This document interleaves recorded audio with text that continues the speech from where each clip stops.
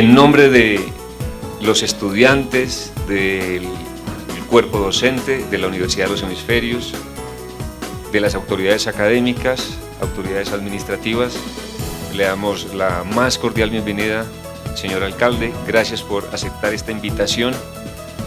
Y definitivamente en esta tarde vamos a tener un conversatorio muy de familia, en el sentido más profundo de lo que nos une, que es el bien común de la ciudad, el bien común de las personas.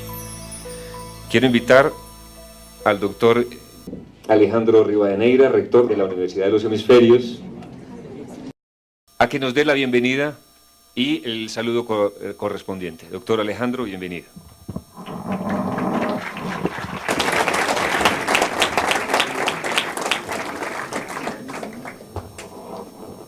Doctor Augusto Barrera, alcalde del Distrito Metropolitano de Quito, Magíster Natalia Novillo, secretaria de Planificación, economista Diego Mancheno, director metropolitano del Instituto de la Ciudad, señores secretarios del municipio, funcionarios del municipio de Quito, autoridades de la Universidad de los Hemisferios, doctor Diego Jaramillo, vicerrector académico, ingeniero Javier Carrera, vicerrector administrativo, señores decanos, señores profesores, señoras profesoras también, mis queridos alumnos de la universidad. Yo quiero agradecer a nombre de la Universidad de los Hemisferios al doctor Augusto Barrera por haber aceptado esta invitación para compartir con nosotros unos minutos de su valioso tiempo para buscar la manera de que esta universidad pueda cumplir con una de las tareas esenciales de toda universidad, que es cómo podemos aportar desde esta institución al desarrollo de nuestra sociedad y en especial de la ciudad de Quito. El compromiso de una universidad siempre tiene tres aristas. La una es la docencia, una función extremadamente importante de la Universidad Ecuatoriana. Una segunda, y muy importante también, es la investigación. Y en estas dos tareas la universidad se encuentra totalmente comprometida y empeñada a pesar de su corta edad. Tenemos aquí varios profesores que están haciendo una gran labor de investigación, no en el área de las ciencias duras, sino en el área de las ciencias sociales, en historia, en comunicación, en la empresa, y queremos empezar a hacer nuevas investigaciones en el área ya de la cultura gastronómica, rescatar la cultura gastronómica, la cultura musical de nuestra ciudad, de nuestro país, y ponerlo en términos internacionales de tal manera que no sea simplemente un mensaje para los ecuatorianos, sino un mensaje para el mundo. Pero la universidad quedaría vacía si es que no aprovechamos una tercera arista que es extremadamente importante, que es la vinculación con la sociedad. Y en la vinculación con la sociedad no podemos estar separados y divorciados de la acción del municipio de Quito, que es la institución que gobierna a la ciudad de Quito. Y tenemos que aportar desde el conocimiento, desde la ilusión de la universidad, qué podemos hacer para que esa acción municipal, esa acción que ha sido emprendida por el señor alcalde, que no será solamente por el periodo que está por culminar en los próximos años, sino que tiene que tener un largo aliento. Yo creo que toda aquella planificación que se hace desde un organismo de gobierno no debe durar solamente por una época, por un tiempo pequeño, el tiempo que le toca a una autoridad desempeñar una función, sino que tiene que ser un proyecto de largo alcance, que todos estamos comprometidos como ciudadanos de esta ciudad, como ciudadanos del Ecuador, en un proyecto ambicioso, un proyecto que busque y que consiga a la larga el desarrollo fecundo de esta sociedad. Así que, señor alcalde, bienvenido a esta universidad. Le agradecemos muchísimo por su presencia y la presencia de tan importantes funcionarios del municipio de Quito y esperamos que este diálogo, este conversatorio pueda conseguir los mejores frutos para la ciudad y para esta universidad. Muchísimas gracias.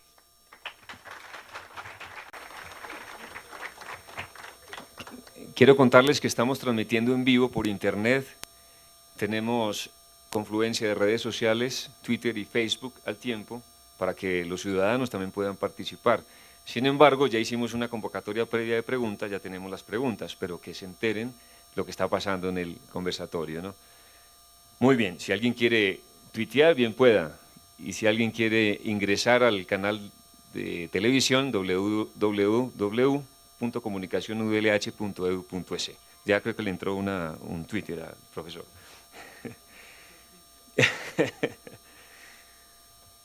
Muy bien. Queremos invitar al doctor Augusto Barrera, alcalde de la ciudad, del Distrito Metropolitano, para su presentación formal en este conversatorio. Bienvenido, señor alcalde. Esta es su casa.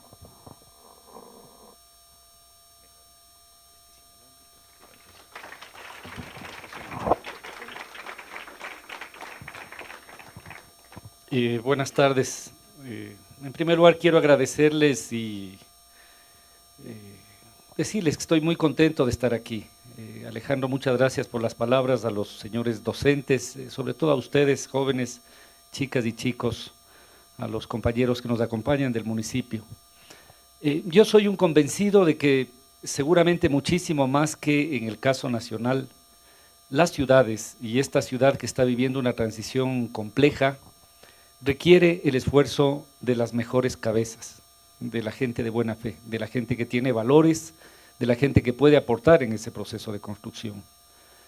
Y en este sentido, sin duda, una de las fortalezas que tiene la ciudad es que esa capitalidad implica la presencia de un potente, vigoroso sistema universitario, que además, tal como conversábamos hace un momento, creo que ventajosamente va a ser fortalecido. Creo que este paso que hemos tenido que dar durante estos meses de establecer criterios de excelencia en la formación universitaria es un paso indispensable. No podemos darnos el lujo de formar nuestra mayor activo, la capacidad crítica, las mentes de las personas, si no es bajo un concepto riguroso, científico, que permita efectivamente hacer esa transformación. También estoy convencido, y esa ha sido nuestra política, a veces en un contexto general es difícil, pero por eso es muy bueno que podamos decirlo cara a cara. Estoy convencido de que la ciudad requiere un sólido proceso de concertación de sus actores, un muy potente proceso de unidad de quienes hacemos esta ciudad. Y digo esto porque sin duda estamos viviendo un proceso de transición que es enormemente complejo, ¿no? Revisábamos justamente el día de ayer cuál es el comportamiento demográfico del Distrito Metropolitano. Esta es una ciudad que en este momento tiene 2.230.000 habitantes, esto es lo que dice el último censo.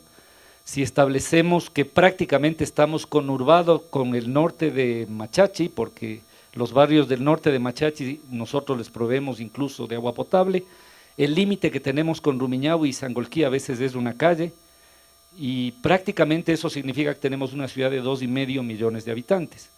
Si nos remitimos al censo de la década de los 70, teníamos aproximadamente 5 veces menos de población. Esto quiere decir que en estos años, en estos 40 años aproximadamente, hemos quintuplicado la población de la ciudad. De ese tamaño es el crecimiento. Y entonces estamos en un proceso de urbanización enormemente acelerado, como está América Latina, pero fuertemente este país. La ciudad crece o ha crecido en el periodo intercensal, en este periodo 2001-2010, es la ciudad grande que más ha crecido. Nosotros hemos crecido en alrededor del 23-24%, Guayaquil ha crecido más o menos en el 15%. Desde ese punto de vista estamos equiparables en términos demográficos con Guayaquil. Esta idea que había que Guayaquil es una ciudad más grande, eso no es tan real ahora.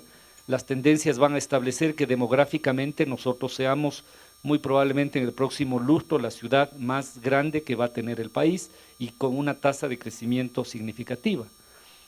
Pero es interesante señalar que de eso, cuando a la población se le consulta quiénes han nacido en Quito, aproximadamente 1/3 de habitantes de residentes de Quito no han nacido en Quito.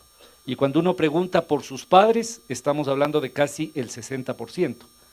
Esto quiere decir que estamos exactamente en una fase típica de transición demográfica, es decir, estamos en la fase en donde la gente comienza a ser quiteño, usemos este gerundio, se está haciendo quiteño, ¿no es cierto? Probablemente sus padres no fueron, sus hijos sí, y en algunos casos ni los hijos, es la primera generación de quiteños que tenemos. Esto nos supone a nosotros, en este periodo intercensal, me voy a referir a eso, prácticamente el crecimiento de 50 a 60 mil habitantes cada año. Tenemos que producir ciudad nueva casi para 60 mil personas cada año. Ese es el tamaño, digamos, es decir, Cuando uno mira, muchos de los cantones del país tienen menos de 60.000 habitantes, nosotros tenemos que producir un cantón de esos cada año para mantener los estándares de educación, de coberturas, etcétera, etcétera. Y entonces, evidentemente, este proceso que en el caso de los modelos de urbanización europeos duraron siglos, nosotros tenemos que enfrentarlo en 40 años.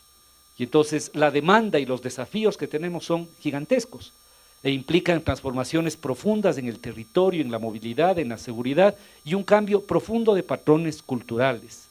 Porque no es que uno vive en la ciudad, uno tiene que aprender a vivir en una ciudad. Y tal vez sobre esto voy a remitirme al final de lo que yo les planteé, ¿no? Si la gente no sabe necesariamente hacer una fila, cómo manejar el contenedor, cómo manejar, digamos, los sistemas de recolección, etcétera, mil cosas, ¿no es cierto? Hay una lógica también de construcción de una cultura cívica que nos obliga a eso. Para enfrentar estos enormes desafíos que son estructurales, que son financieros, que son institucionales, que son culturales, requerimos unidad. Yo estoy convencido que en esto no tenemos sino como enemigos la pobreza, el atraso, a veces una visión, digamos, que nos ata al pasado en lugar al futuro, y me parece que en torno a eso podemos generar un amplio proceso de unidad y de concertación. E insisto, creo que un factor clave es que podamos consolidar un fuerte vínculo, un vínculo estrecho, no solo esporádico, con las universidades. Ahí tenemos la gente mejor preparada. Quito tiene algunas ventajas, ¿no? Quito tiene la media de escolaridad más alta del país. Nosotros tenemos una escolaridad de 10,4 grados, es la media de escolaridad de Quito, es 2 o 3 grados, digamos, más que el resto del país. Eso significa que deberíamos plantearnos como horizonte ya no solamente el tema del analfabetismo, deberíamos plantearnos como horizonte que tengamos todos el nivel de bachillerato. Eso deberíamos plantearnos como horizonte. Lo que quiero decir es que es una ciudad que está en plena fase de emergencia, de dinamismo. A veces se ha pensado que este no es el lugar de la dinamización económica, el censo y los datos nos dicen todo lo contrario. Aquí tenemos ahora 99.000 empresas y emprendimientos, hoy se están construyendo en la ciudad 7.000 edificios y casas, 7.000 edificios y casas, aquí se realiza casi el 60% de transacciones de bienes y servicios de todo el país, representamos algo menos en el comportamiento de la recaudación tributaria, es una ciudad muy vigorosa, tenemos una tasa de desempleo menor que la media nacional. Entonces son algunos elementos que nos plantean que sin duda estamos en un momento expectante. Yo en unos poquísimos minutos quisiera plantearles algunas ideas globales de cuáles son para nosotros los mayores desafíos de esa gestión, y esto es lo que voy a tratar de proponerles de una manera totalmente sintética. Tenemos un plan hasta el 2022, tenemos un plan de ordenamiento preciso, y yo quisiera centrarme en los temas básicos de su interés. No sé si tenemos una presentación. Bien, quisiera en primer lugar plantearles el hecho de que este horizonte que tenemos es, ahora tenemos un plan hacia el 2022. Nos interesa ese horizonte temporal, porque muchas veces se hacen planes estratégicos de aquí a 30 años cuando todos estemos muertos. Eso me parece que termina siendo una referencialidad global, no nos ayuda mucho a ubicar el camino, o a veces un plan de cortísimo plazo, sin duda en los cambios que queremos hacer no nos sirve. Por eso nos hemos planteado un horizonte de 10 años. Esto quiere decir que muchos de los procesos que están aquí planteados deben estar en una fase muy encaminada o irreversible, cuando nosotros terminemos en aproximadamente 2 años nuestra gestión. Y estos son, digamos, algunos de los elementos estructuradores de la ciudad. El primero es cómo vamos a tratar el territorio, en el que estamos. El segundo, cuál es la mirada que tenemos respecto del ecosistema. El tercero, un tema vital, tercero y cuarto, que tiene que ver con la movilidad. El quinto, el desarrollo económico, y el sexto, la gestión cultural. Quizás aquí hay que meter más fuerza también en las dimensiones sociales que no están suficientemente visibilizadas. Voy a tratar de plantear las ideas básicas sobre esto. ¿Qué es esto? ¿Cómo es el territorio de la ciudad? Cuando nosotros comparamos este crecimiento que les digo que ha implicado casi quintuplicar la población, eso que en términos demográficos es duro, es mucho más grave cuando se analiza la expansión geográfica de la ciudad. Piensen ustedes que la ciudad fue prácticamente hasta comienzos del siglo anterior, digamos, llegaba hasta el Machángara, después un poquito hasta la Villaflora y máximo hasta la Alameda, ¿no es cierto? Hoy el distrito metropolitano tiene en su parte urbana consolidada cerca de 52 kilómetros, es decir, por el norte estamos ya bajando prácticamente al Guayabamba, y por el sur estamos conurbados completamente a través de la zona de Liniam con Machachi. Ese es el tamaño que tiene. Entonces, sí, desde el punto de vista demográfico hemos multiplicado por 3 o 4, desde el punto de vista territorial esa expansión ha sido por 7 o por 8. El efecto de eso es que nos hemos comido todo el ecosistema circundante, ese es el efecto de eso. Entonces, el modelo de urbanización, y aquí me imagino que hay personas que les interesa eso, el gran debate, digamos, es un modelo de urbanización expansivo que se come el ecosistema o una ciudad compacta con gran calidad de servicios. Digámoslo, el debate que hay entre el modelo más europeo de urbanización y el modelo, digamos, del suburbio norteamericano, es decir, vamos poniendo autopistas y vamos haciendo barrios cada vez más lejanos.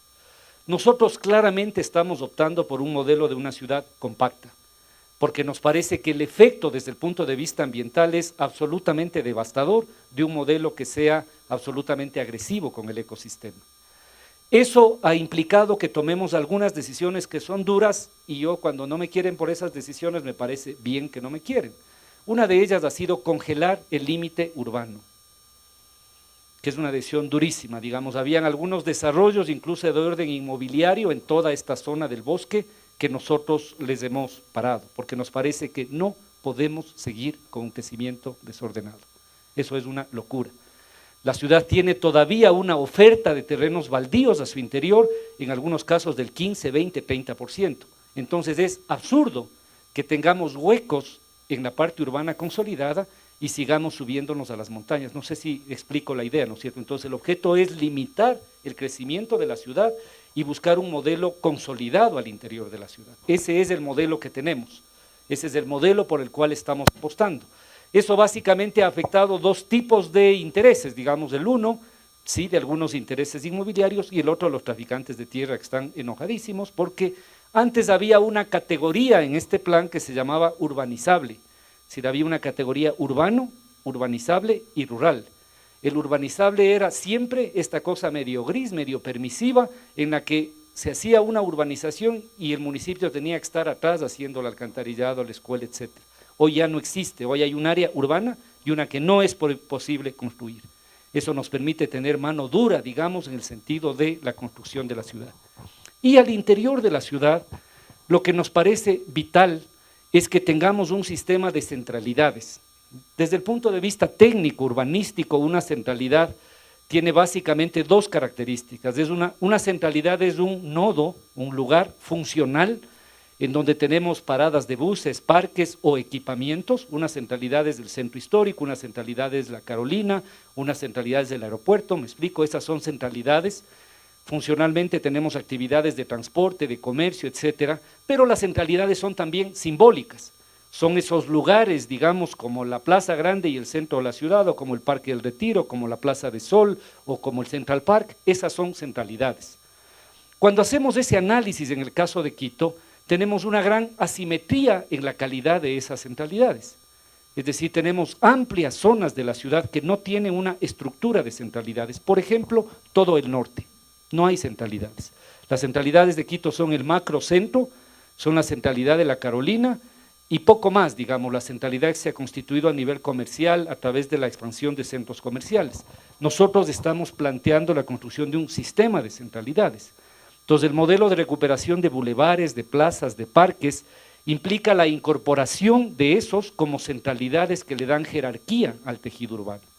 No sé si ustedes conozcan, pero ahora estamos trabajando una centralidad en Chillogallo y hemos trabajado la recuperación del bulevar en Cotocollao. Eso mejora la calidad estética y funcional de esos territorios, impidiendo que tengamos grandes diferencias de calidad entre zonas en donde hay sobreinversión y otras que son tremendamente pobres. Entonces buscamos que el territorio ofrezca condiciones de funcionalidad y de equidad para tener un territorio relativamente igual. Ese es el concepto. Eso se completa además con algunos hitos que vamos a tener durante este tiempo. Si ustedes ven, aquí tenemos el nuevo aeropuerto. Las dos macrocentralidades que vamos a tener son el centro histórico y esta que es un polo, es prácticamente una ciudad, es una ciudad aeroportuaria, y un conjunto de centralidades que es lo que estamos construyendo a lo largo y ancho de la ciudad. El concepto sería que la ciudad sea territorialmente bastante equitativa. Si ustedes van a una ciudad como Madrid o a una ciudad alemana, cualquier ciudad, digamos, los alemanes tienen un desarrollo sumamente equitativo. Uno no encuentra una parte muy bonita de la ciudad y una parte horrible de la ciudad. Uno encuentra una ciudad que funciona de manera descentralizada. Ese es el concepto, que no tengamos grandes brechas en la calidad de esa ciudad. Entonces, las dos orientaciones fundamentales en la gestión del territorio, no me voy a detener en los detalles más técnicos, son, por un lado, optar por un modelo de una ciudad densa, consolidada, de gran calidad de servicios, y por otro lado, establecer un modelo de una ciudad con un sistema de centralidades. Esas dos son dos grandes orientaciones que a veces no se entienden. Es decir, cuando planteamos la recuperación del parque, la recuperación del bulevar, la gente no entiende exactamente. Quizás ya cuando comenzamos a terminar una fase, en el caso de Naciones Unidas, la gente entendió un poquito más de qué se trata. Antes, para pasar por la Carolina, la gente se bajaba a la calzada porque tenía pavor de estar por la Carolina. Hoy tenemos, cuando hacemos exposiciones, decenas de miles de visitantes que tienen un espacio público recuperado. Eso lo hemos hecho en Cotocollao, en Solanda, en las Naciones Unidas.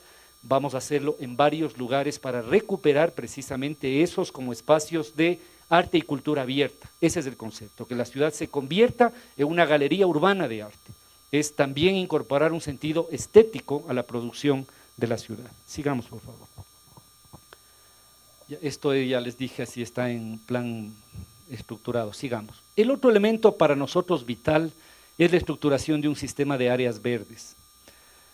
Si ustedes miran, digamos, el Distrito Metropolitano, hoy tuvimos una evaluación del COE sobre el tema de los incendios. El Distrito Metropolitano tiene 4.000 kilómetros cuadrados, o sea, 400.000 hectáreas. El Distrito Metropolitano llega en el noroccidente hasta Pacto y Gualea, y ahí tenemos superficies a 400 metros sobre el nivel del mar. Este es el punto más bajo del distrito. Y por este otro lado llegamos lógicamente al Pichincha, a 4.700 metros y prácticamente al límite de Pinta, etcétera. Por el norte llegamos hasta Chavespamba y Atahualpa. O sea, es casi un pequeño país, ¿no? El Salvador es, me parece que 2,5 la dimensión del Distrito Metropolitano. O sea, el Distrito Metropolitano es uno de los cantones más grandes que tiene el país. Tenemos un conjunto de ecosistemas. Nuestra enorme preocupación, y esto es un tema sentido, es el terrible impacto desde el punto de vista ambiental que genera nuestra presencia. Solamente les doy el dato de que nosotros tomamos agua y a futuro tomaremos agua de la cuenca amazónica. Digamos, nuestros proyectos fundamentales de captación de agua son Papayacta y La Mica, y con el tiempo nuestro proyecto va a ser Ríos Orientales, es decir, vamos a tomar el agua de los deshielos orientales de la Antizana. ¿Ya? Hoy estamos trabajando ya un sistema de túneles de 70 a 100 kilómetros para recoger el agua de los deshielos orientales, los que irían a la cuenca amazónica de la Antizana. Tomamos el agua y botamos el agua que va a la cuenca del Machangar, etcétera, del Guayabamba y del Esmeraldas. Es decir, esta sociedad de aquí, en este lugar, está tomando agua, digamos, de la cuenca del Amazonas Atlántico y está vertiendo, digamos, el agua servida a la cuenca del Pacífico. ¿Se dan cuenta? De ese tamaño, digamos, es el impacto ecológico que esto supone aquí. A eso debemos sumar el hecho de que la propia mancha urbana consolidada hoy está en un sistema de 4 pisos, digamos, hoy tenemos todos los barrios que tenemos en este eje occidental, tenemos la zona urbana que está en la planicie de la ciudad, digamos, del aeropuerto, la Jipijapa, etcétera, los barrios que están en la bajada al valle, Miravalle, Guápulo, etcétera, y el valle. ¿Ya? Entonces, cuando uno piensa en la ciudad, hay que pensar en una ciudad que está en 4 pisos, y eso tiene enormes complejidades porque estamos atravesados por 30 y pico de quebradas. Entonces, para nosotros es vital, o sea, es una cosa sustantiva, tener un fuerte enfoque ambiental en lo que estamos haciendo. Nos parece que a veces nos llenamos la boca del problema del cambio climático, es una realidad, lo que vivimos con estos incendios son efectos del cambio climático. Seguramente ustedes siguieron al mismo tiempo, tuvimos una situación terrible en los polos, el nivel de deshielo más grande en la historia en los polos, esto es lo que hemos tenido, y seguramente uno de los periodos de más alta temperatura de la Tierra en toda la historia, digamos, del propio planeta. Esto es una realidad. Y eso implica un conjunto de intervenciones, parte de las cuales para nosotros es reconstruir una textura verde en la ciudad. Y eso es lo que estamos haciendo. Entonces eso implica un conjunto, digamos, de intervenciones. Solamente para ir muy rápido, aquí está el Parque Metropolitano del Sur, aquí está el Parque del Aeropuerto, que va a ser un parque, no va a ser otra cosa que un parque, aquí está el Parque Metropolitano, aquí está el Parque de Chilibulo. Nosotros hemos establecido durante este periodo centenares de miles de hectáreas en áreas protegidas. Hemos hecho una extensión de área protegida a toda la zona de Pachijal, lo vamos a hacer con Mashpi, vamos a avanzar en toda la zona de Chavespamba y Atahualpa, y vamos a construir alrededor de la ciudad todo un sistema de áreas protegidas. Hemos avanzado ya en 3 o 4 parques. Para terminar cerraremos prácticamente la red de parques. Tal vez decirles que unos que para nosotros son fundamentales, digo, por dónde estamos, es darle el tratamiento de parque metropolitano a todo el eje noroccidental de la ciudad. Nos parece que es una locura seguir permitiendo que barrios o construcciones, toda esta zona, la idea es que se convierta en un parque metropolitano, que no tengamos ninguna posibilidad de construir nunca más. Ese es el concepto que tenemos. Y entonces la idea sería tener una ciudad que tiene un sistema de parques que le rodean, con un sistema de corredores y de parques urbanos que lo cruzan. Es decir, la idea es que la ciudad se vea como una red verde, no como una cosa gris y desordenada, sino como una red verde. Ahí hay algunos datos que me parece que son importantes que ustedes identifiquen. Sigamos, por favor. Aquí sería muy interesante poder cooperar, porque eso supone la gestión y mantenimiento de parques, incluye también la construcción de corredores ecológicos, la preservación de flora y fauna. O sea, hay muchos elementos, ¿no? De hecho, ahora terminado el tema de los incendios, vamos a iniciar fuertemente un proceso de reforestación, en el cual incluso vamos a cambiar cosas que son complicadas, ¿no? Muchos de los bosques que tenemos son no nativos, eucalipto y ciprés, y sobre todo eucalipto. El eucalipto es un peligro. El eucalipto seca el suelo y es prácticamente un fósforo, y seca el suelo, no retiene humedad, no tiene, digamos, especies que vivan alrededor del eucalipto. El eucalipto es terrible desde ese punto de vista. Vamos a sustituir eso por bosque nativo. Hoy hemos hecho ya una evaluación de lo que está quemado, en fin. Sigamos, por favor. Ya esto, vamos rapidísimo. El otro elemento que es para nosotros fundamental es la red del sistema de transporte. Esto para nosotros es vital. Este es un cuadro muy sintético de cómo entendemos nosotros el tema de la movilidad. Miren, Antanas Mockus, él es siempre tan gracioso, decía que los alcaldes deberían llamarnos los destructores, ¿no? Así como estos, los Transformers. Porque la verdad es que si uno piensa, lo que al alcalde le toca hacer es tumbar casas y hacer vías. En el modelo civilizatorio basado en un auto, una persona, eso es lo que nos toca hacer. Pero ese es un modelo insostenible. O sea, el modelo de moverse a través del auto particular es un modelo insostenible, absolutamente insostenible. Esta ciudad tenía, insisto, hace 10 años, 150,000 vehículos, hoy tenemos 430,000 vehículos aproximadamente. Esto quiere decir que en una década hemos triplicado el número de vehículos. Si quisiéramos mantener el mismo estándar, lo que deberíamos es triplicar la capacidad vial cada 10 años. Y entonces eso significa que una calzada de 12 nos toca convertirla en una de 24 y después ya no hay casas entre calzada y calzada, ¿no? Sí me explico, es decir, es imposible, es inviable. La problemática de aquí es la problemática de Bogotá, por 5, de Medellín, de San Paulo, es decir, en San Paulo, claro, aquí la gente se queja de que se demora 40 minutos, ¿no? En San Paulo, si no sales por la salida que te toca, regresas a la casa 3 horas después, o sea, ese es el tema de San Paulo. O un embotellamiento en Río puede ser 3 horas parado, o sea, sin moverse a un lado o a otro. No sé si vieron los líos que tenía ahora Nueva York con el tema de la Asamblea de Naciones Unidas, o sea, decidieron parar todas las calles cercanas a la zona de Manhattan porque no había forma, digamos, tenías atascones gigantescos. Entonces, esto es así. Eso implica entonces que el modelo de movilidad al que debemos ir pasa por una fuerte apuesta al mejoramiento del transporte público. Porque lo que hemos tenido durante estas décadas es una especie de subsidio general al transporte privado.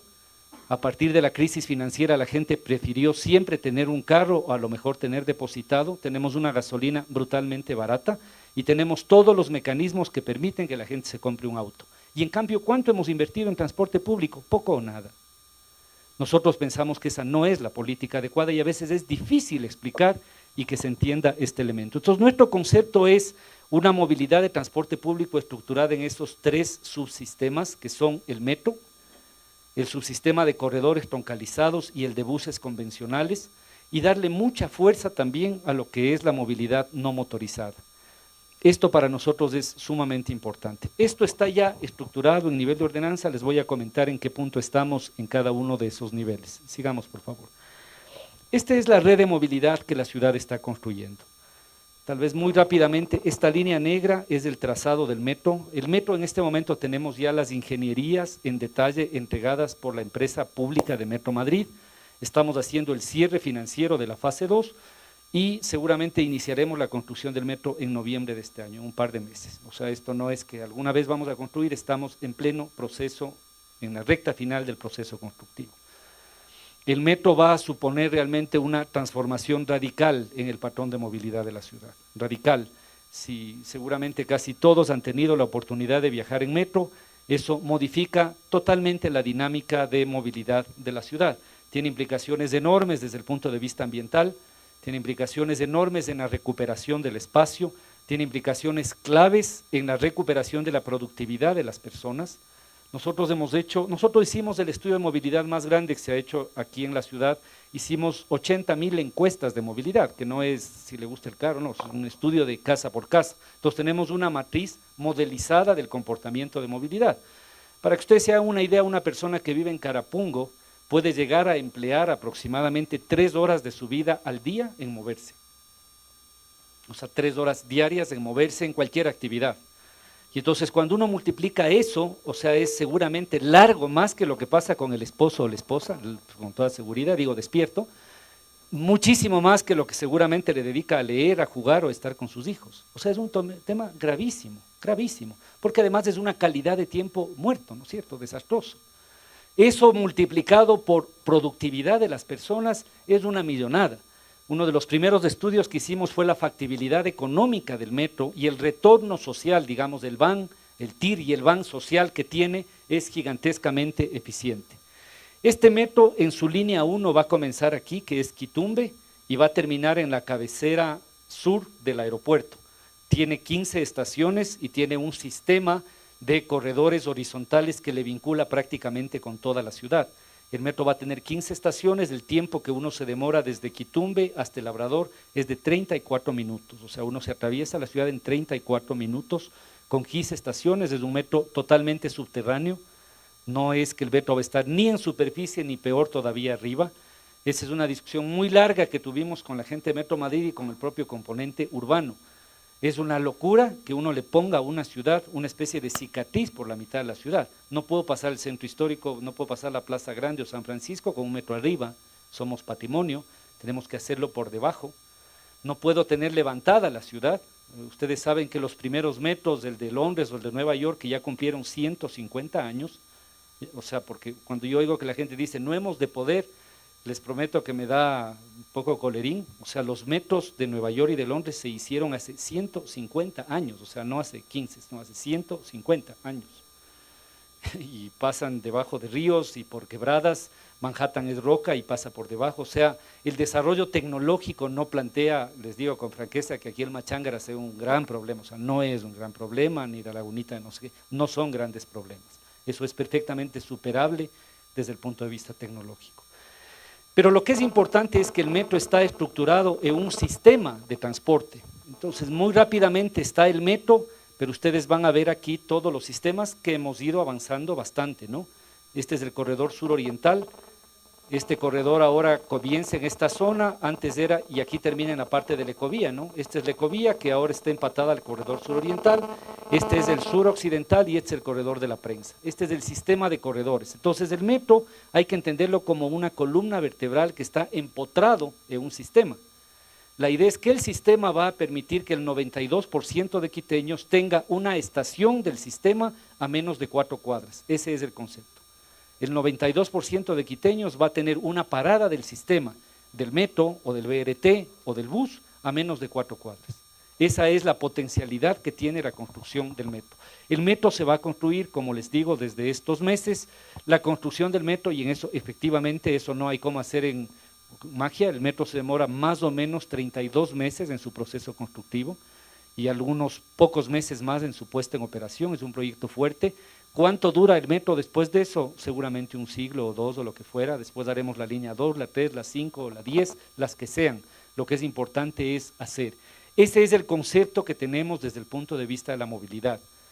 Es fortalecer el eje del transporte público, consolidar modelos de movilidad no motorizada, el tema de la bicicú, el ciclopaseo, vamos a extender casi a duplicar la cantidad de ciclorrutas urbanas que tenemos y de ciclovías. La bicicú es un éxito total, digamos de un mes tenemos 5.500, cerca de 6.000 personas que están adscritas ya al sistema de bicicú, vamos a ir a una fase 2, a una fase 3, etcétera. Sigamos, por favor. Estos elementos, esto es básicamente el tema de los corredores, ahí están las paradas, en fin, les cuento que estamos trabajando con Harvard, con la Universidad de Harvard, en los impactos urbanos que va a tener el metro, y seguramente a finales de septiembre, Natalia, o octubre, a finales de octubre, vamos a tener una exposición realmente extraordinaria respecto de la modelización del comportamiento de la ciudad cuando tengamos el metro. Sigamos, por favor. Muy brevemente lo que estamos haciendo desde el punto de vista del plan vial, la ciudad es una ciudad que tiene ejes viales que son absolutamente críticos para su operación, y eso es lo que antes se convertía en el anillo periférico, que ya no es el anillo periférico. El anillo periférico de la ciudad era la Simón Bolívar más la Mariscal Sucre, eso ya no es periférico. La Simón Bolívar está prácticamente en la mitad de la ciudad, entre la parte consolidada y el valle. La Simón Bolívar ya no es que está al filo de la ciudad, está prácticamente en la mitad de la ciudad. Y la Mariscal Sucre no es ya hace mucho tiempo una vía de flujo continuo, tenemos semáforo cada 3 cuadras. Entonces lo que estamos haciendo es recuperando precisamente la gestión de vías de flujo continuo. Por eso en nuestro plan hemos intervenido con mucha fuerza la Simón Bolívar y hoy lo estamos haciendo con la Mariscal Sucre. El concepto es que tengamos un anillo ya no periférico, pero de flujo continuo. Entonces, bueno, quizás porque ustedes están más en este lado, estamos interviniendo en el redondel del Condado, vamos a intervenir en el redondel de San Carlos, inauguramos hace poco el de La Machala, vamos a intervenir un conjunto de elementos que devuelvan el carácter de flujo continuo, no de autopista, es una vía urbana de flujo continuo. Cuando tengamos resuelto estos intercambiadores, que será en los próximos meses, quien venga de Carcelén y vaya hasta el centro o hasta Miraflores, va a recuperar 15 o 20 minutos diarios en cada viaje, porque lo que vamos a hacer es disminuir al máximo los elementos que afectan el flujo continuo. Lo que hemos hecho ahora en la Simón Bolívar es, en lugar de que la gente curve en U, hay un sistema de 5 intercambiadores que hacen que la gente no curve en U. Tenemos un intercambiador, si uno quiere curvar en U, lo hace por debajo, de tal manera que respetemos el concepto de flujo continuo, sistemas de paradas, otro tipo de gestión. Y hoy estamos trabajando en el plan vial. Ese plan vial son cerca de 600 millones de dólares. Estamos construyendo ya la ruta viva, que es esta famosa ruta que resolverá Cumbayá, Tumbaco, la vía al aeropuerto. Las vías al aeropuerto estamos haciendo todas a la vez, nos tocó hacer todas a la vez. Cuando comenzamos la administración no teníamos vías, no teníamos estudios y estamos ahora haciendo todas a la vez, repotenciar la interoceánica, ampliar la panamericana, hacer la Collas de aeropuerto, hacer la ruta viva y vamos a hacer ahora la prolongación de la Simón Bolívar. La Simón Bolívar termina en la recta de Calderón, para los que se mueven bastante. La idea es que la Simón Bolívar se prolongue y llegue hasta la mitad del mundo. Eso va a permitir que no tengamos ese trancón, digamos uno tendría ya la Simón Bolívar hasta prácticamente Calacalí y ahí empataríamos con la Calacalí de Independencia, de tal manera que tengamos desde ahí una conectividad absoluta. Sigamos, por favor. Eso está acompañado con un esfuerzo enorme, ¿no? Cuando uno habla con un alcalde de una ciudad un poco más vieja, los problemas ya no son tanto de producción de vías nuevas, sino de reposición urbana. Aquí nos toca hacer las dos cosas. Gran parte del esfuerzo que estamos haciendo es de repavimentación, porque el ciclo, digamos, que teníamos en la ciudad es un ciclo aproximadamente de 15 o 20 años. Entonces estamos construyendo sistema vial nuevo y al mismo tiempo nos ha tocado hacer un esfuerzo de repavimentación. La ciudad es así, la ciudad necesita como un ser vivo un proceso de reposición y de crecimiento, las dos cosas a la vez. A nosotros nos tocó enfrentar las dos cosas.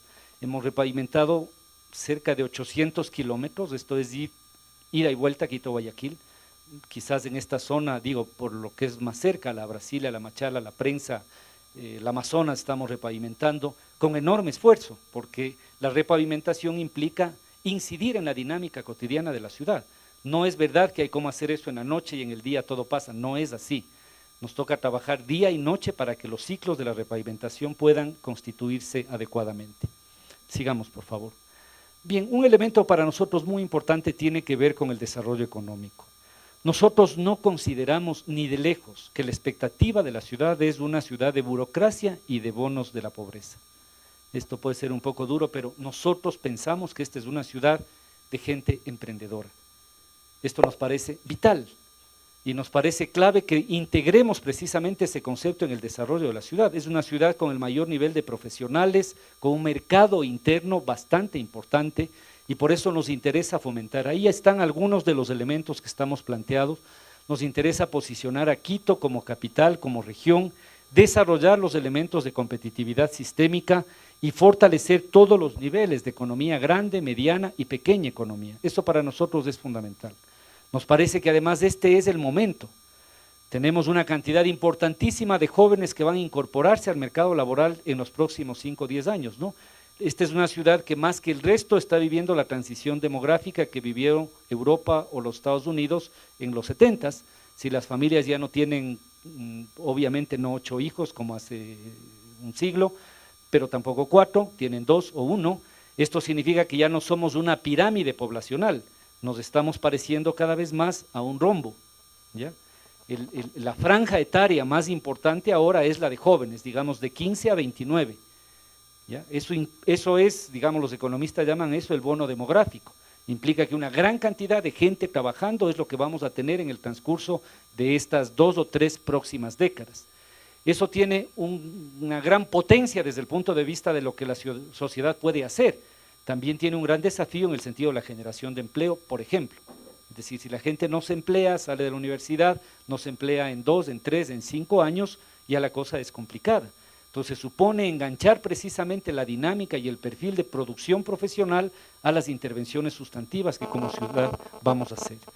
Aquí hay algunos proyectos, muy rápidamente, digamos el tema del aeropuerto. Como saben, el aeropuerto inauguraremos el 20 de febrero. El día 12 vamos a recibir las instalaciones, el día, o el 11 creo, nos van a entregar ya todos los edificios, etcétera, y vamos a tener este periodo para consolidar un traspaso que sea adecuado. El traslado del aeropuerto es una cosa maravillosa, no sé si aquí hay alguna carrera logística, pero da como para hacer una maestría, ¿no? Se requieren 4,000 camiones, son cientos de miles de toneladas, son algunos miles de trabajadores que ahora tienen que estar operando en el viejo aeropuerto y aprendiendo los mecanismos de operación, el check-in, la gestión de las maletas, ¿no? Todas las vainas, los filtros, etcétera. Es un proceso tremendamente complejo. La demanda de sectores productivos era, para ponerlo en simple, no me hagas cambiar de casa el rato en que estoy trabajando durísimo, porque o hago lo uno o hago lo otro. Y entonces fuimos sensibles a esa lógica y bueno, se acaba el pico de San Valentín y nos pasamos y listo, y no pasa nada. Entonces tenemos aeropuerto en ese momento. Eso para nosotros es clave. Hay algunos otros proyectos importantes desde la perspectiva económica. Finalmente me interesa decir 2 o 3 palabras desde el punto de vista de la integración. Yo creo en una ciudad que genere condiciones y oportunidades de igualdad. Esta es mi visión, es mi ideología del mundo, es la forma en que yo veo. No significa eso el derecho a la particularidad, no significa eso afectar la individualidad, pero la sociedad debe ser capaz de producir oportunidades de vida para todos, y esa es competencia de lo público. Por eso hacemos un enorme esfuerzo de hacer un gran trabajo de inclusión social. Yo siempre soy orgulloso del sistema municipal que tenemos de educación, ¿no? El Benalcázar está en el tope, pero ahora también el Fernández Madrid y la Quitumbe, etcétera. Pero en Quito teníamos 20,000 chicos en edad escolar que no estaban estudiando, entre 15 y 21 años, 20,000 chicos, el mismo número de alumnos que tenemos en el sistema municipal. Y claro, los chicos tenían 18, 19 años y habían salido de la escuela y ya no se matriculaban, porque uno de 18 años o una mujer con hijo ya no le recibían en ningún colegio. Hoy tenemos un programa que es el ciclo básico acelerado que reescolariza a esos chicos. Hemos reescolarizado 5,000 chicos en estos años. Pero lo que es increíble es que de esos 5,000, casi el 60% está terminando el bachillerato y este año va a ir a la universidad. Entonces, cuando uno habla, digamos, respecto de devolver la posibilidad de vida en concreto, ahí estamos hablando de eso. Eran chicos que estaban en la calle y que hoy están reinsertos en el sistema escolar. Alguien que no ha terminado sino la primaria y tiene 25 años tiene pocas opciones en la vida, entre esas la delincuencia. Y entonces parece que socialmente es mucho mejor que ahora hagamos inclusión y solidaridad, que después lo que tengamos que hacer es fortalecer las cárceles y la policía. Esa es una decisión muy clara que debemos tomar ahora. Desde la perspectiva cultural nosotros tenemos un concepto muy claro en relación a que hay que construir elementos de identidad. Esta es una ciudad profundamente rica, multicultural, diversa, profunda, pero también tiene un sentido de su historia y sus tradiciones muy arraigadas. Nosotros tenemos una agenda cultural muy potente, muy buena. Les quiero decir que invertimos en cultura 19 millones de dólares al año.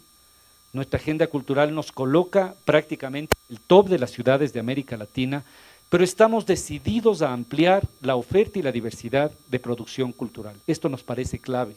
Debemos llegar con producción y gestión cultural al último barrio, al último colegio, porque nos parece que, tal como señalé al comienzo desde el punto de vista de la transición demográfica, este es el momento de la inclusión. Y la inclusión es un hecho económico, un hecho de infraestructura, pero fundamentalmente un hecho cultural, fundamentalmente un hecho cultural. El sentido de pertenencia es básicamente una producción cultural de una sociedad que incluye. Y esto tiene que ver finalmente con un enorme déficit que yo siento como alcalde y que quizás es mi mayor despecho en la alcaldía, que es la débil cultura cívica. Esta es una ciudad que tiene una muy débil cultura cívica. Por miles de razones, digamos, por la historia del colonial, por el modelo de gestión política, por lo que sea, esta es una ciudad en donde siempre la responsabilidad es del otro. Siempre el problema es del otro. No tenemos una cultura de responsabilidad de lo que nos toca. Esto es increíble, ¿no es cierto? Es decir, siempre el problema es a qué horas pasa el recolector de basura, nunca a la hora que yo saco la basura y cómo lo saco. Siempre el problema es que no hemos barrido la Plaza Grande. Nosotros barrimos 8 veces al día el centro histórico, 8 veces al día. El primer turno comienza a las 5 y el último a las 11, 8 veces al día. Entonces uno llega a un punto en que se pregunta, ¿será que el problema es barrer más o ensuciar menos? ¿No? Parece lógico preguntarse eso. ¿Será que hay que barrer más o ensuciar menos? Y yo suelo decirles, digamos, a los vecinos, ¿usted escupiría en su sala? ¿O usted lanzaría un papel en su baño? ¿O usted rayaría la habitación en la que duerme?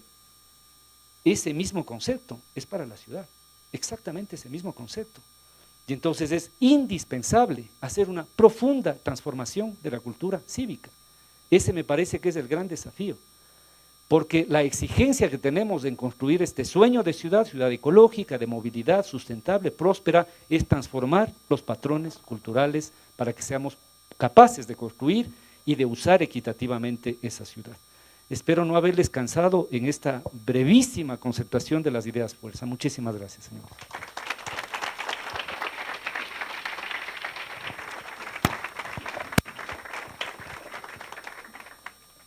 Muchísimas gracias, señor alcalde. Quiero contarle la dinámica que tuvimos para hacer las preguntas. Se hizo una convocatoria, se envió a los estudiantes la posibilidad de que hicieran una pregunta. Tuvimos 60 preguntas y seleccionamos 6 preguntas en torno al tema de hacia una cultura ciudadana. Entonces voy a leer las preguntas, el estudiante y la pregunta. Esta pregunta es de Carlos Mario Barrientos. ¿Qué se tiene que fomentar para que la cultura ciudadana avance en pos del desarrollo sociocultural del bienestar ciudadano? Señor alcalde. Parece, tal vez miramos todas porque veo que estuvimos pensando en lo mismo, ¿no? Hay algunas referidas justamente al tema de cultura ciudadana. ¿Vamos a leerlas todas? Sí, con mucho gusto. Muy bien. Daniel Palacios. Daniel pregunta, al término de su periodo de alcalde, en el caso de no ser reelecto, ¿qué tiene pensado para que sus proyectos continúen sin interrupciones o sin interrumpirse o atrasarse? Denis Carrera. Denis pregunta, ¿qué planes tiene la alcaldía en cuanto a los programas culturales ella completaba la pregunta respecto a los jóvenes. Pilar Gabela pregunta, ¿de qué forma se puede inculcar una fuerte cultura ciudadana en los jóvenes quiteños? Francisco Javier Velastegui pregunta, ¿cuán factible sería trabajar el desarrollo radial comunitario basado en la participación directa de los estudiantes universitarios? Y Coralía Herbas pregunta, ¿se ha planteado algún plan de contingencia para no dificultar la movilización en la ciudad durante la construcción del metro? Señor alcalde. Bueno, voy a contestar desde aquí las fáciles primero. No tengo decidido si voy a reelegirme y tengo 1 año y medio, eso no tengo decidido, voy a valorar, porque esto tiene un costo personal muy alto.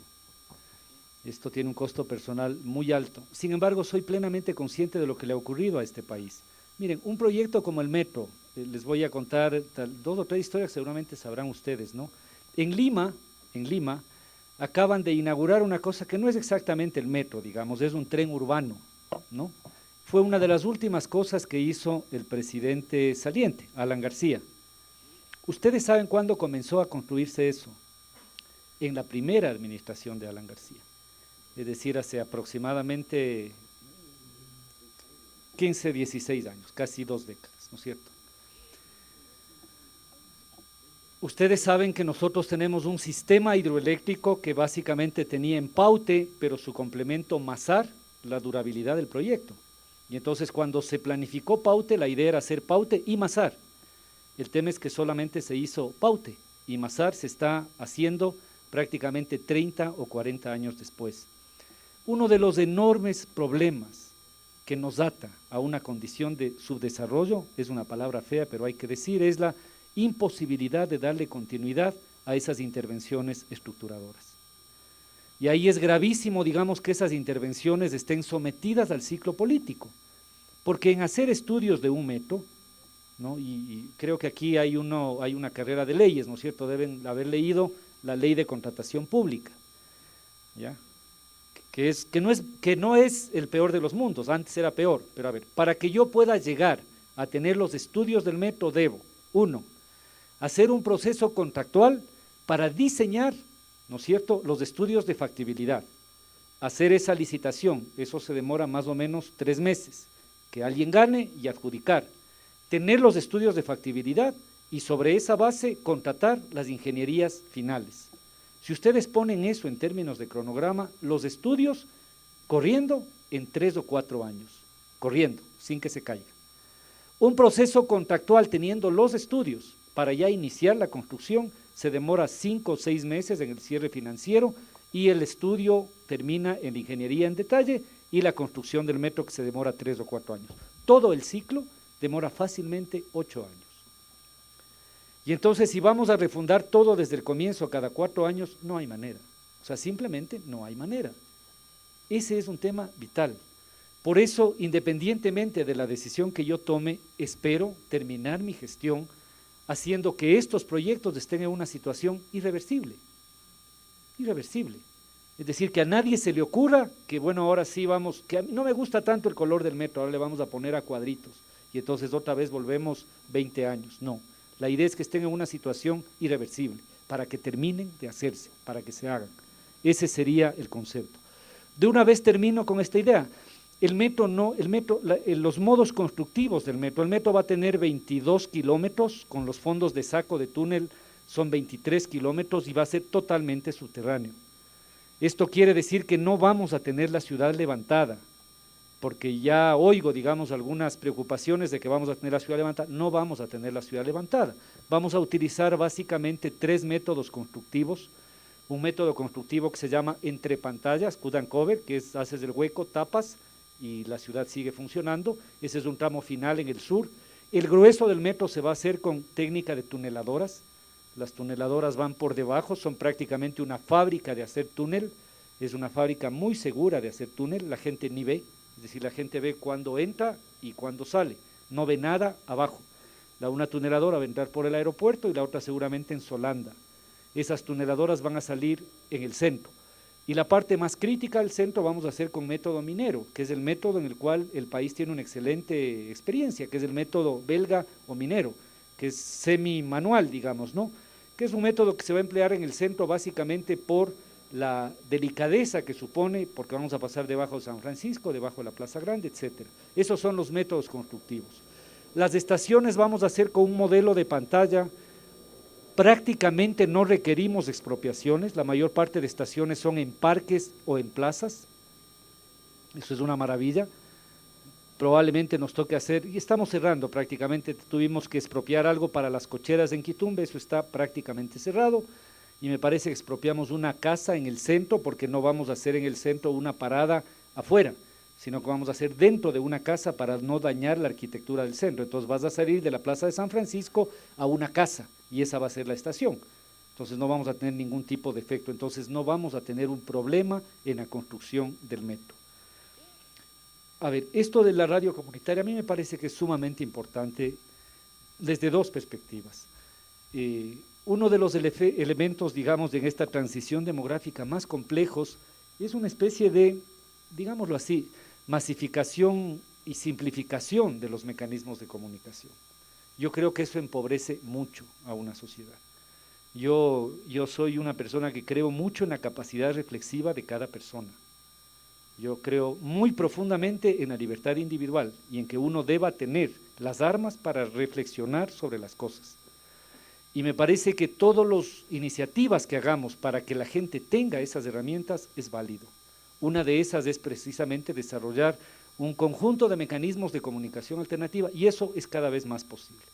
Estoy seguro que la transición que vamos a tener con la televisión digital es a que tengamos no 4 canales, sino 100. Lo que está ocurriendo ahora con la radio es muy interesante, digamos, lo que hacen las personas es programar lo que quieren oír, ya no necesariamente estar en nada. Es muy difícil que ahora alguien oculte algo. También me parece que es importante tener capacidad reflexiva, digamos, las redes sociales son muy potentes, tienen siempre el peligro de que en las redes sociales uno puede ponerse una máscara y lanzar una piedra, eso también es complicado, implica por lo tanto una reflexión ética. Yo estaría encantado de desarrollar, y tenemos un programa de radios comunitarias, estaría encantado de que podamos ampliar eso, eso me parece muy potente, eso es absolutamente compatible con lo que estamos haciendo. Tal vez conecto, digamos, algunos temas en relación al tema cultural. A ver, nosotros en este momento, mucha gente no conoce, nosotros empujamos la Fundación Museos, digamos, todo el sistema y la red distrital de museos son operadas desde el municipio. Tenemos la Fundación Teatro Sucre, eso es municipal, o sea, esos dos elementos que son muy activos en la agenda cultural son municipales. Y hemos mantenido ahí una visión absolutamente ecléctica, amplia y plural en las representaciones culturales. En este momento estamos empeñados, además de un trabajo que llegue a los sitios, a los jóvenes, a los barrios, a través de producción cultural. Eso para nosotros es vital y entiendo que hay iniciativas que para nosotros pueden ser útiles. Tal vez finalmente en esto de la cultura cívica, yo creo que no hay otra cosa que la pedagogía que podamos hacer. Digamos, para los chicos me parece que es más fácil. Nosotros trabajamos, por ejemplo, los temas de protección del agua con los niños para que les eduquen a los padres. O sea, el programa más grande que tenemos en el IACU es educar a los niños para que los niños eduquen a sus padres. Y esa es una entrada. Pero creo que tenemos un gran déficit. Digo esto porque deberíamos hacer una especie de gran acuerdo con todo el mundo, ¿no? Yo a veces veo con dolor, digamos, veo poco televisión, por eso tengo tan buen genio, pero cuando veo no deja de desalentarme que la imagen del poblador siempre es alguien gritando que le pusieron una puñalada, que no puede, es terrible. Es decir, hay una construcción mediática de una sociedad sin capacidad. Eso me parece gravísimo, o sea, me parece que eso deberíamos reconstruir, reorientar profundamente, la posibilidad de que somos capaces, de que podemos ser respetuosos. Insisto, yo creo que eso tiene que ver con elementos de cambio cultural. Nosotros somos muy dados a transferir las responsabilidades individuales a la responsabilidad del otro, de la autoridad, ¿no? Entonces uno va a cualquier sitio, ahora nos contaba justamente una persona en el COI, decía, una urbanización en Miravalle, voy a poner hasta el sitio, ¿no? Si a ver, vecinos, estamos en incendios, ¿por qué no nos organizamos y limpiamos toda la maleza que está alrededor de nuestras casas. Sería bueno, porque evidentemente esa maleza es un peligro si hay un incendio. La respuesta de algunos vecinos fue, pero si ya pagamos impuestos, que venga el municipio a limpiar, pues. O sea, me parece que retrata exactamente, digamos, esta visión, exactamente, ¿no? Entonces, es muy difícil construir ciudad si ese es el valor dominante, es muy difícil, aquí o en cualquier lado. Es fundamental establecer un nivel de corresponsabilidad. Yo en eso les confieso francamente, digamos, hay, por ejemplo, eso desde el punto de vista de la cultura cívica anglosajona es mucho más claro, ¿no? Es casi al revés. Es decir, en la cultura cívica anglosajona, uno es, primero, responsable, subsidiariamente la autoridad pública. Aquí es medio al revés, ¿no? Uno no es responsable de nada. El pobre que esté ahí, ese es responsable de todo. A mí me parece que hay que hacer una fuerte transformación en ese sentido, porque no hay manera de construir sociedad si uno no asume lo que a cada uno le toca. Los temas de seguridad, esto podríamos conversar muchísimo. Ustedes saben que cuando uno estructura, la tasa de muertes violentas de Quito es 9,7 muertes violentas por cada 100.000 habitantes, ¿ya? Medellín tiene en este momento 38 muertes violentas por cada 100.000 habitantes y están felices porque ellos tuvieron 300 muertes por cada 100.000 habitantes. De esa época terrible, digamos, de los carteles de la droga, etcétera, bajaron casi 10 veces, hoy están casi 3 veces sobre nosotros. Pero cuando uno desagrega esas muertes violentas, la cantidad de asesinatos, de homicidios vinculados a robos es la tercera. Encima de eso están las riñas y las venganzas personales, ¿ya? En términos de muertes violentas, la causa más alta son las riñas. Le sigue casi empatados las venganzas personales y los homicidios por robo. Entonces, el tema de homicidios por robo, que podría ser competencia, evidente, todo es un tema de competencia de política pública, pero fundamentalmente el tema de riñas y el tema de venganzas personales tienen mucho que ver con la naturaleza de la construcción de la convivencia social. Y entonces, un hogar violento, digamos, la incorporación del alcohol como una cosa normal, ¿no? La violencia intrafamiliar como una cosa obvia, como una cosa legitimada, eso es lo que provoca precisamente eso. Eso me parece a mí que impone profundas transformaciones en la estructura de valores y estructura cultural, y yo creo que ese es el camino, no veo otro camino.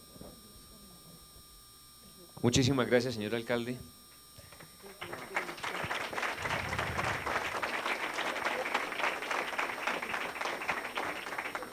Con su venia queremos presentarle los proyectos de impacto social que viene desarrollando la universidad. El principal proyecto es el proyecto educativo.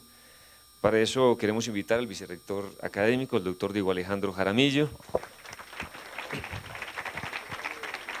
Vamos con la presentación. Buenas tardes, doctor. Muchas gracias por estar aquí, señores. Queridos todos, voy a tratar de resumirles en muy poco tiempo lo más importante que tenemos aquí es este proyecto de vida, ¿no? Tenemos muchos otros proyectos que yo creo que vamos a pasar muy rápido, o solamente les voy a mencionar, porque esto amerita otras reuniones, pero básicamente todo está fundamentado en el principal proyecto, el nuestro. Le voy a hablar un poco por qué queremos asentar este proyecto aquí y cuáles son las condiciones que les proponemos. Esta universidad tiene una esencia particular y es el ser humano, la dignidad de la persona. Yo no sé si se alcanza a ver a simple vista, a nosotros nos parece que sí. Tenemos unos estudiantes diferentes, unos chicos distintos, unos profesores que están apuntando por un cambio más profundo en la sociedad, y es cambiar estas personas que son los que van a incidir después en estos otros aspectos. Así que nuestra misión se fundamenta en esto, en unas personas que van a transformar la sociedad, pero desde adentro, incidiendo en las familias, incidiendo en los trabajos, como un medio para promover a su vez el desarrollo de otras personas. Por eso es una universidad netamente humana, profundamente humana. Nuestras carreras están apuntando a desarrollar en todos los ámbitos, en música, en gastronomía, en leyes, en comunicación, en ingeniería comercial, en English Teaching. Queremos personas muy bien formadas desde el punto de vista humanista, personas con una alta conciencia antropológica, con una profundidad filosófica, para que incidan en el mundo profesional. Esperamos en nuestras proyecciones tener unas especializaciones siguiendo los pasos que el gobierno nos está poniendo, siguiendo esas metas. Hasta el 2022 creemos que vamos a tener algo así como 14 especializaciones, al 2022 algo así como 11 maestrías. Queremos llegar al 2024 con 3 doctorados, pero lo curioso de este proyecto es que no va más allá de 3.000 o 4.000 estudiantes. Nosotros creemos que para llevar a cabo este proyecto, de incidir en las personas, de irlas transformando, no podemos tener una masa. Así que no sé si podemos ir pasando al mapa un poco para ubicarnos a ese campus de montaña al que ambicionamos. No sé si se puede poner al frente también, Daniel, para que el doctor Barrera pueda ver. Nosotros tenemos en este momento 2 hectáreas, ¿no?, en las que tranquilamente podríamos construir un campus de estos tipo centro comercial, ¿no?, y no liarnos ni hacernos problemas y cumplir con este propósito de tener 3.000 estudiantes, pero nosotros soñamos con un campus de montaña, con un campus ecológico. Tenemos esa franja, este pedazo que se ve aquí a la izquierda construido, ¿no?, que se ve con estas manchitas verdes, corresponden más o menos a 3 hectáreas, más 2 que tenemos serían 15 hectáreas, donde solamente construiríamos 2, o sea, 3 hectáreas estarían destinadas al bosque, a los jardines que ustedes han visto afuera, básicamente a un campus totalmente ecológico. Muchas gracias, perdone, gracias, muy amable. ¿Ya? Gracias por esa deferencia, muchas gracias. Entonces yo también voy a tener la informalidad de bajarme del podio, ¿no? Esto ya lo ha comprado una fundación para hacer un colegio, ¿no? Entonces, esto sería lo que planificamos. Por aquí estaríamos ahora. Podemos irnos moviendo en las fotos un poco para mostrarle. Necesitamos necesariamente que nos permitan un acceso rápido por la occidental, porque el colegio, la urbanización, gracias, va a complicar un poco el acceso. Si llegamos a tener 3.000 estudiantes, pues obviamente va a ser mayor la masa crítica.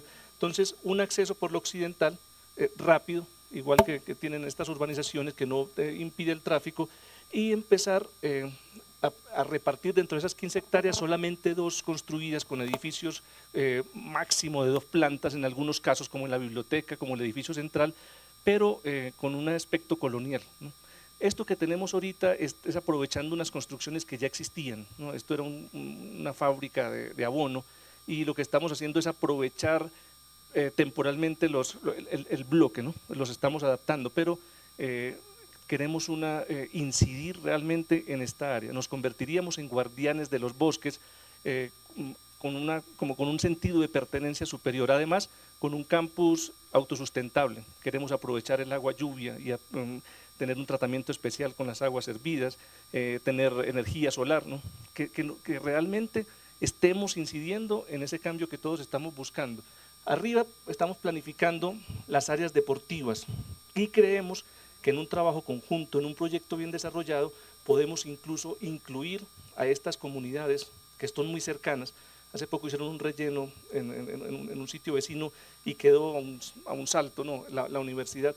Creemos que los podemos integrar, creemos que esas áreas deportivas pueden ser para la comunidad. Queremos un centro de convenciones para Quito también.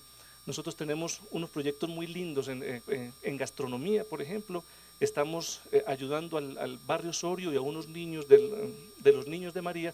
Les estamos enseñando a crear proyectos propios, empresas, proyectos de pequeñas empresas, y tenemos unos proyectos con música, que es tal vez una de las perlas que tiene la universidad, ¿no?, esta facultad de música, que es un proyecto muy costoso, porque estudiar música pues requiere de ciertos elementos. Creemos que lo podemos cruzar también con ese proyecto tan lindo que ustedes tuvieron el año pasado de la cultura iberoamericana, ¿no?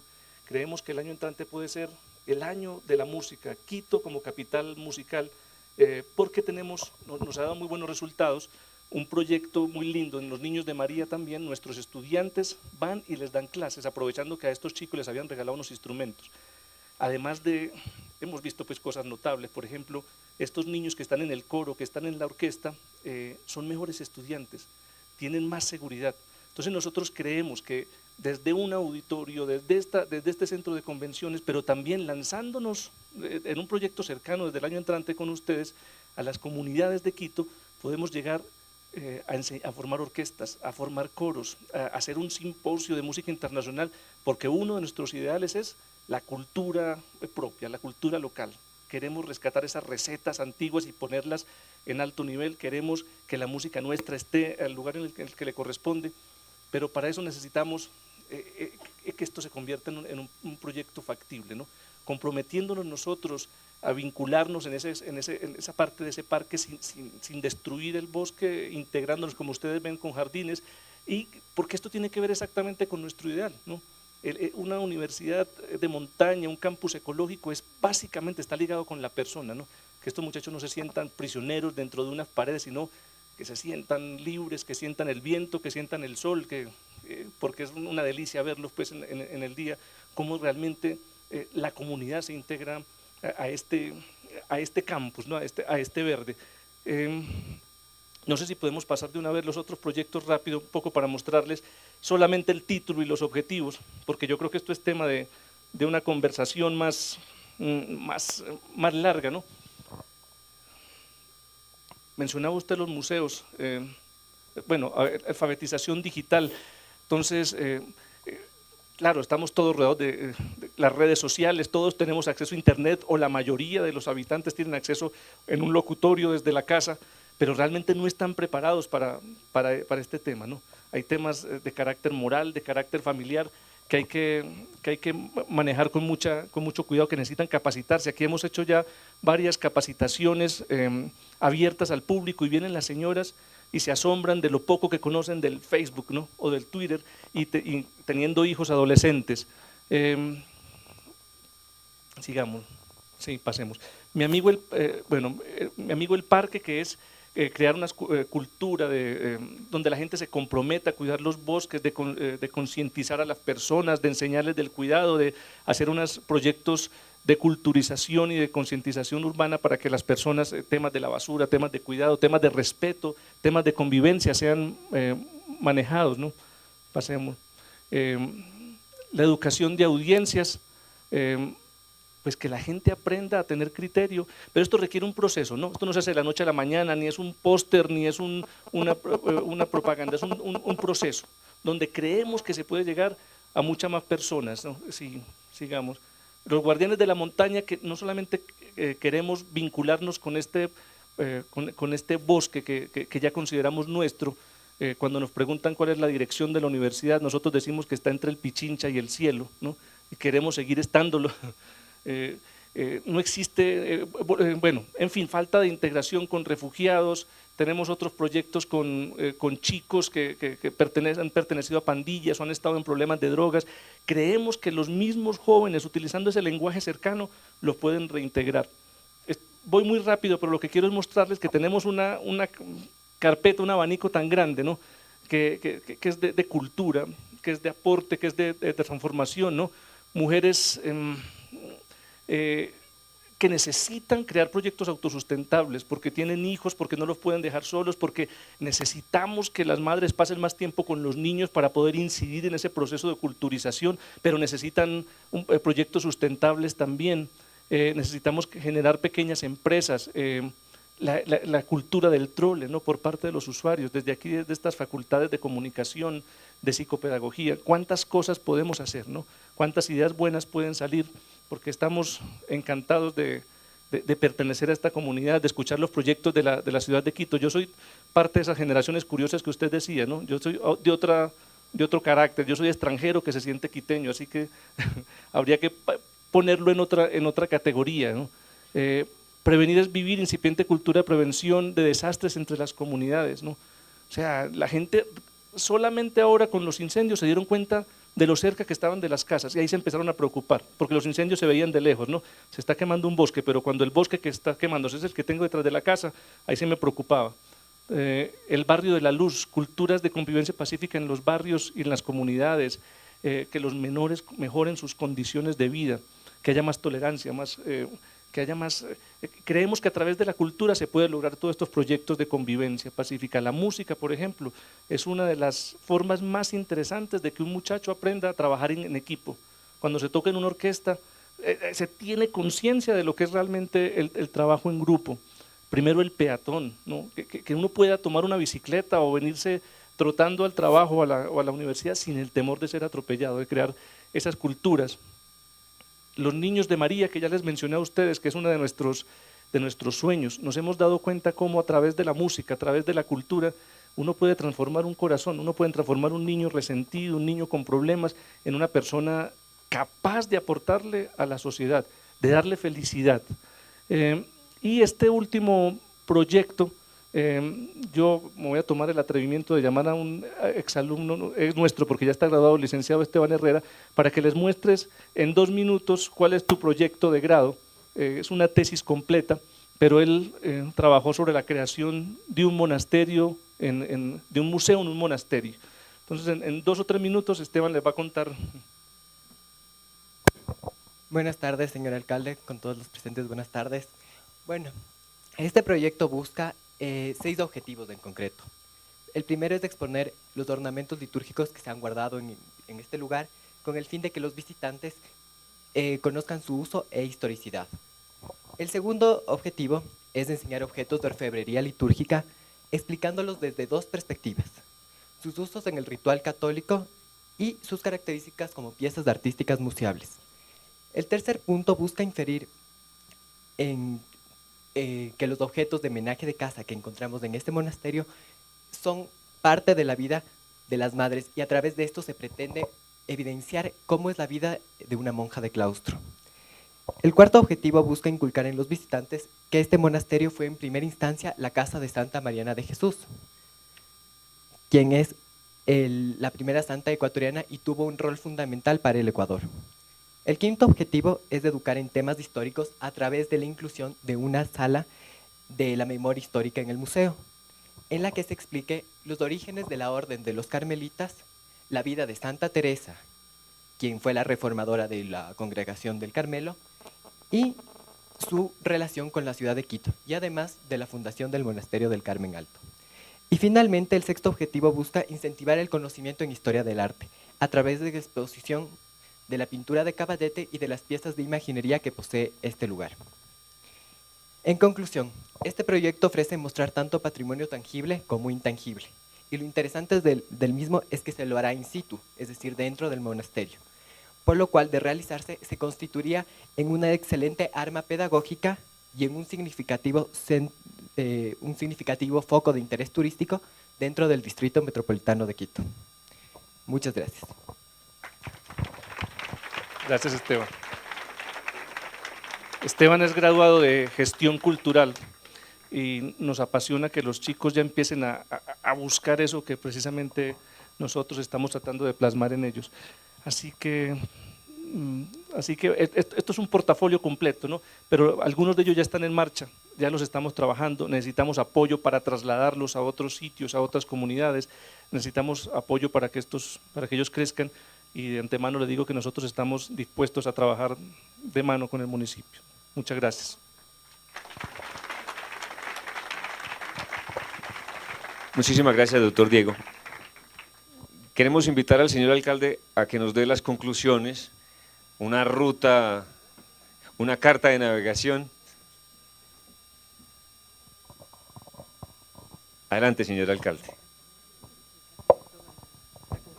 Bueno, primero les felicito y les comento que estoy muy alegre del enfoque y del sentido de los proyectos. A ver, tal vez tenemos 3 cosas, ¿no es cierto? A ver, el primero, que es lo más interesante desde el punto de vista constructivo, sería el proyecto constructivo de esta universidad. Ustedes saben que aquí estamos en el límite del área de protección ecológica. El mecanismo que deberíamos producir, que es perfectamente posible, es que hagamos un proyecto urbano especial que respete ese uso. Y en esto les digo con todo gusto, pero tendría que ser un modelo muy estricto en el sentido de que a la vuelta de 5 o 10 años o de 20, cuando no estemos, a nadie se le ocurra, digamos, que eso terminemos haciendo una urbanización. Les digo con toda franqueza, ese es un riesgo enorme que tenemos en esta zona. El efecto en esta zona es un efecto gravísimo desde el punto de vista ambiental. Ustedes no saben la inversión que tenemos que hacer por mantener el sistema de colectores, etcétera, para evitar que tengamos problemas. Por eso es vital precautelar la capa vegetal de esta zona.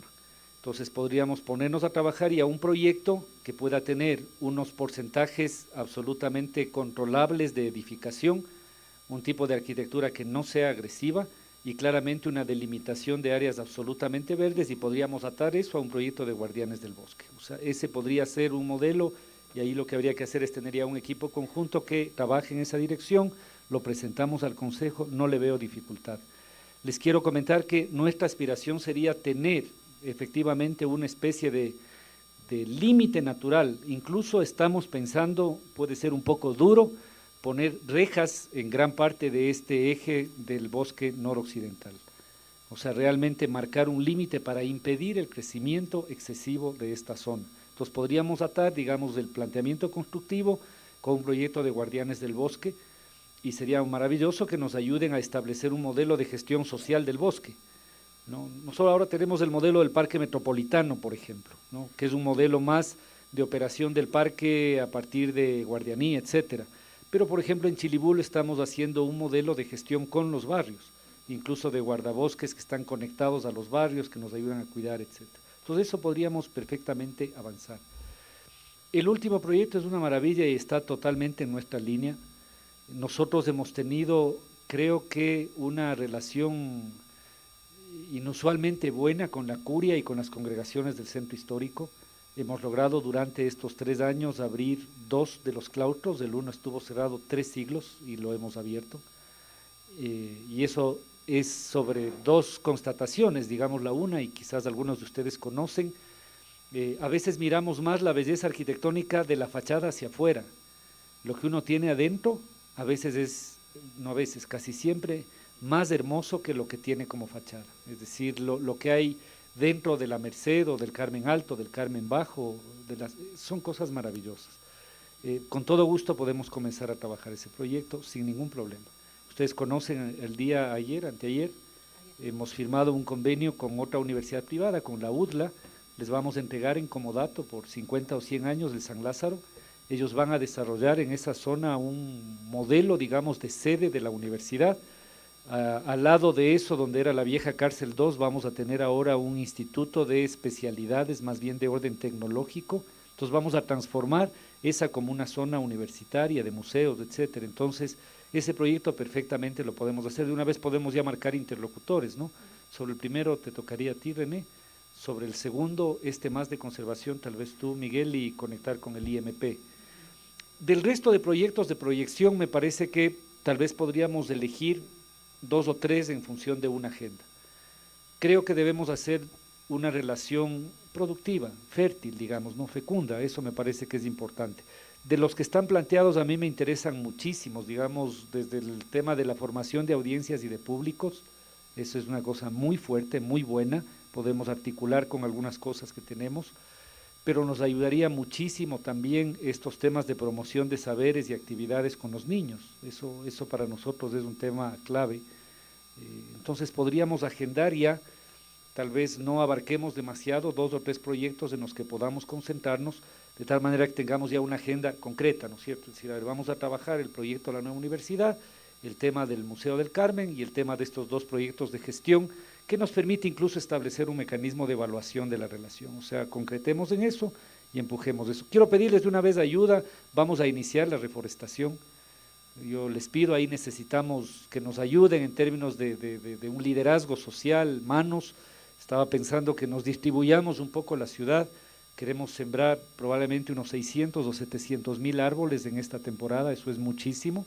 Y la idea es adoptar un árbol, ¿no? El problema no es tanto sembrar un árbol, el problema es que ese árbol tenga sobrevida, ¿no? Porque a veces, digamos, unas son los niveles de siembra y tenemos un nivel de mortalidad del 60 o 70%, entonces también se trataría de adoptar un pedazo de la reforestación, de tal manera que no solamente sea sembrar y ver lo que pasa a futuro, sino adoptar al árbol prácticamente.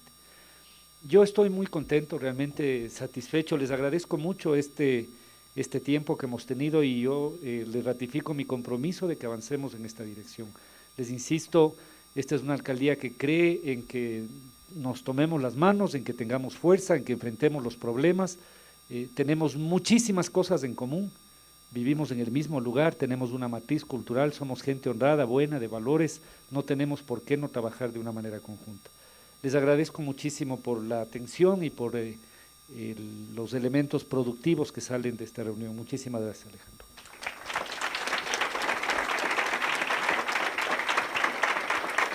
Yo quisiera cerrar este evento, primero agradeciendo a Augusto por su presencia, que ha sido muy valiosa, nos ha despejado una serie de incógnitas que teníamos todos los ciudadanos de Quito y especialmente de esta comunidad universitaria. Quiero ratificar la decisión de la universidad de apoyar los proyectos que hagan que esta ciudad sea digna de vivir. Yo creo que estamos empezando, como tú decías, un cambio sustancial de los mecanismos de convivencia social. El transporte, la movilidad urbana, el tema del respeto a la ecología, y en esto nosotros estamos comprometidos. Nosotros pudimos haber hecho un campus diferente aquí.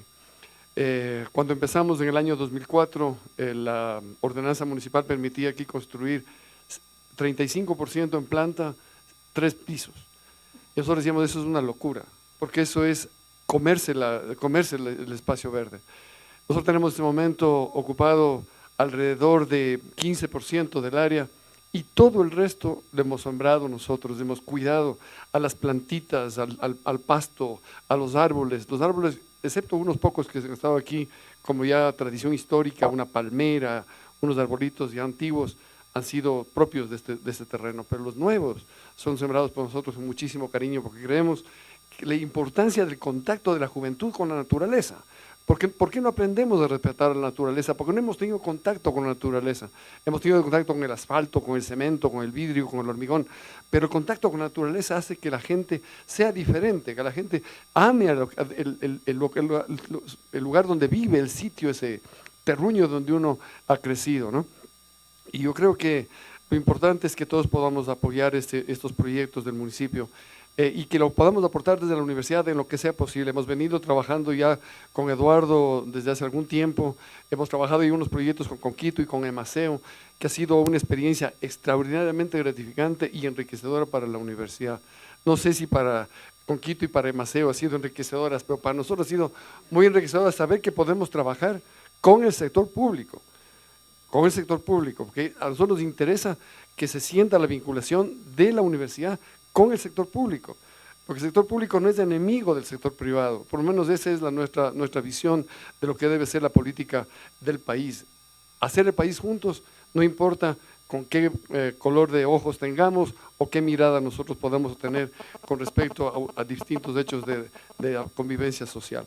Así que Augusto mira en la Universidad de los Hemisferios un colaborador y un socio estratégico para conseguir los objetivos que todos los quiteños quisiéramos, tener una ciudad digna de vivir, como creo yo que es lo que ustedes están empeñados en construir.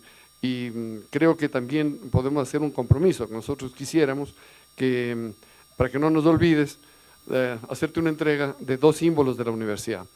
Este es un símbolo que tú tú lo premiaste hace poco tiempo atrás, un par de años, con el premio Isabel Tovar, y te lo queremos entregar empastado en cuero. Y esta es una imagen de la Virgen de los Estudiantes, que es la imagen de la Virgen de los Estudiantes de la Universidad de los Hemisferios. Así que espero que lo tengas junto a un sitio visible, que lo puedas contemplar todos los días y que nos puedas recordar también de este momento muy simpático que hemos tenido la oportunidad de pasar contigo. Muchísimas gracias al señor alcalde, a los señores representantes del municipio y a todos ustedes, amigos.